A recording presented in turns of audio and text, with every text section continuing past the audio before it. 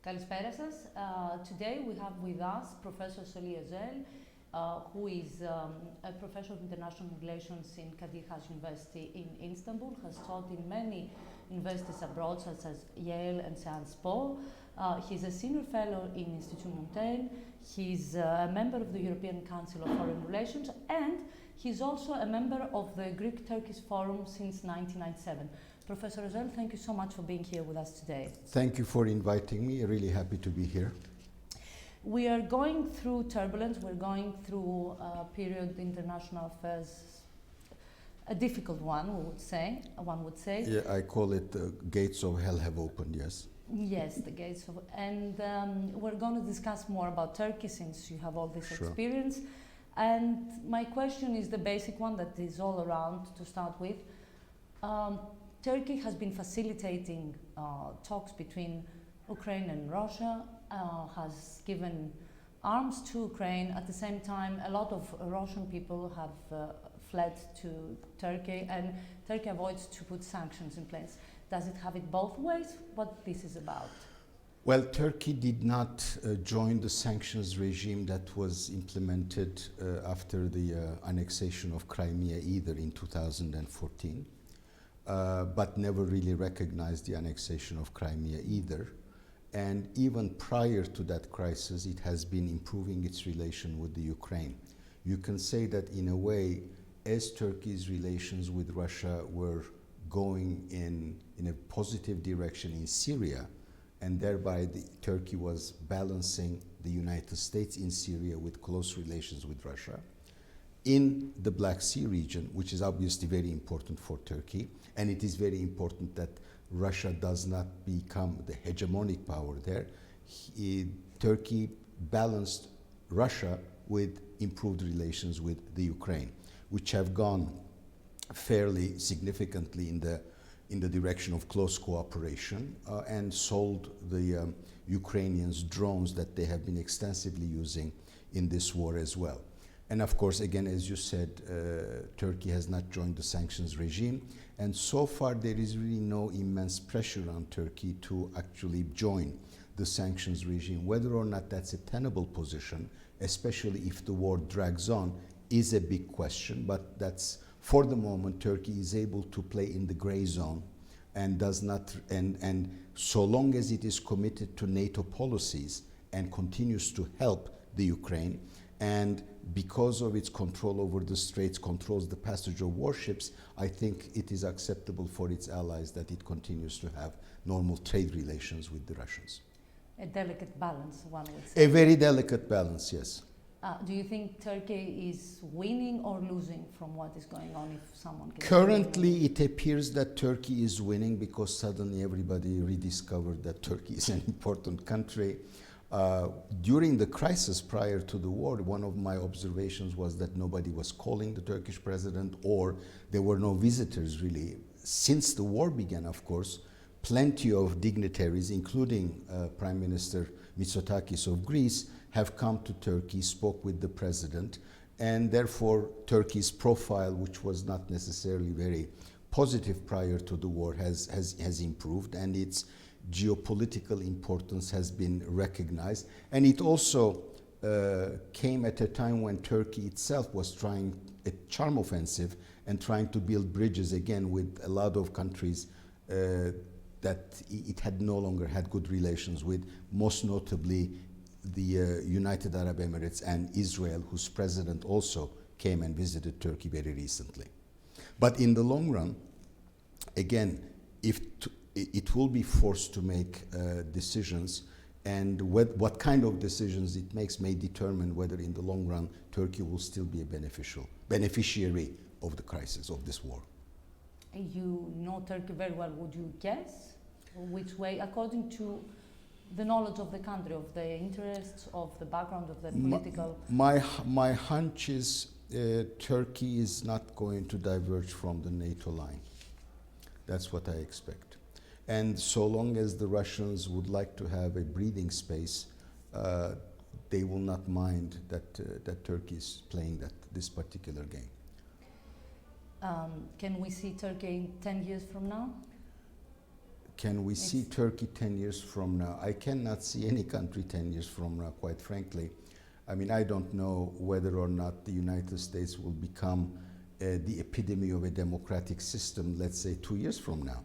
And, you know, did anybody imagine that there would be a coup attempt in the United States on the 6th of January 2021? Therefore, I will not venture to make a guess.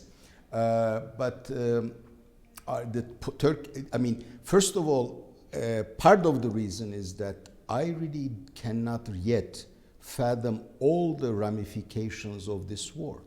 How will the increase in energy prices, in wheat prices, also the inflation and all that will have an impact on the politics of European countries and elsewhere, whether or not all those crises will lead to famine in different independent and poorer countries and stuff. And all of those developments will shape a new world in which Turkey will take its place, but what will be the requirements remains to be seen. One debate in Turkey was that to the extent that, as President Biden suggests, the next contestation between China and the United States is also a contestation between democracies and despotic regimes. Will it be necessary for anyone to be on the democratic camp to actually have bona fide democratic credentials? I don't know, I doubt it. So there is a lot that needs to take place before one can actually begin to guess the direction, not just Turkey, but the entire world is going to take. I would like us to look a bit inside Turkey. Sure. I mean, we read that there's economic crisis right now. That's I would say yes. At the same time, from what you said and what we read, Erdogan is kind of bouncing back in popularity. I don't know if that's correct. I would like you to portray. Sure. And to conclude, we have elections in 2023. So what is the scene behind the elections and where is going on internally? A new electoral law was passed, and by our constitution, a new electoral law cannot be implemented before a year is already passed. Therefore, we are likely to have elections in the month of May next year, after the Ramadan month is over, I would think. As to bouncing back, yes, I think the conduct of diplomacy and the rising profile of Turkey gained the president about 2 or 3 percentage points in certain polls, but probably to have a healthier sense, we'll need to wait for the polls about the month of April. But domestically, I don't think all those foreign policy successes or the rising profile in foreign policy can hide the fact that 70% of the population no longer has an income that covers all its expenses, and almost daily some necessity of life is getting another boost in prices. And for over 70% of Turks, the economic crisis is the only, perhaps, major issue that they're concerned about. And it is very difficult for the ruling party or the president to actually overcome the negativity that this crisis and the suffering of the people actually generates. I mean, the middle classes are under immense pressure as well. And the opposition appears to have gotten its act together.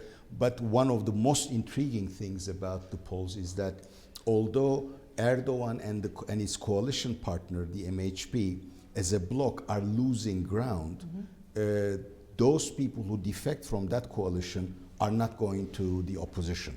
And that one of the most critical things is going to be whether or not the opposition by next year, by the time of the elections, will be able to give a sense of hope and reliability to an electorate that is very confused, very aggravated, seeks a way out, but does not yet trust the opposition's credentials. So too soon to tell what's going on. Could you portray Erdogan for me, please? When you look at his trajectory, this is a man who from very early age, from age of 17, has lived his life to become a political leader. It's reputed that he would get on top of a wall or something and then actually give speeches, to train himself.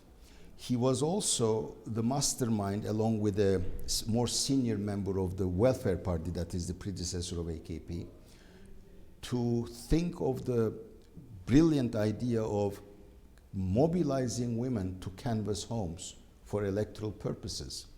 So this is someone whose life has been devoted to getting power, to devising ways of getting power. So he lives for politics, there's no doubt.